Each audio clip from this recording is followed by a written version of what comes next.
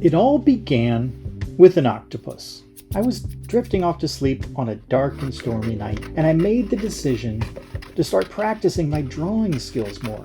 I wasn't doing enough drawing in my day-to-day work, and I wanted to do more. And as lightning danced around the room, a vision of an octopus swam into my imagination. The octopus, of course, this would be a great subject for me to practice drawing curves and lines, motion, attitude. But more important than the plan to draw the creature was the spark of an idea that the art would somehow stand itself up. Illustration, form, and function combining into a tangle of papercraft tentacles. If I had come up with any other drawing subject, I might not have had the idea to make my artwork vertical.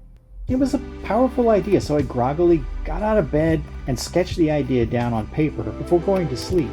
And I recommend that all of you do this when ideas enter your head. You think, this is going to be the best idea in the world. I'll remember it tomorrow. But you won't.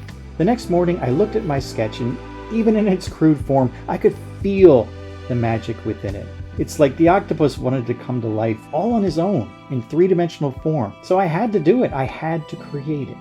So I set to work, sketching, testing, building, rebuilding, until the papercraft octopus was born. So in the years that followed, many amazing opportunities revolving around this unique papercraft structure that I've invented bubbled to the surface. My work was being downloaded from the internet by people all over the globe. I started teaching art classes at a local art studio. I started doing freelance work for companies like Google, Amazon, Lucasfilm, Namco Bandai, Marvel. And then one day I had the idea, I want to make a book. But how? How would I do it? I ran a successful crowdfunding campaign to self-publish my first book called Desktop Gremlins Volume 1. And soon after that, I surprised myself even further by gathering the confidence to climb on stages at elementary, middle, and high schools, giving presentations to 300 kids or more at a time. The name of my presentation wasn't "Buy My Book." No. The name of my presentation was called "Where Do Amazing Ideas Come From?" And in these presentations, I dissect all of the ideas that rolled in my head when I was creating this project, but more importantly, where did the ideas come from to begin with? I traced them back all the way to my childhood.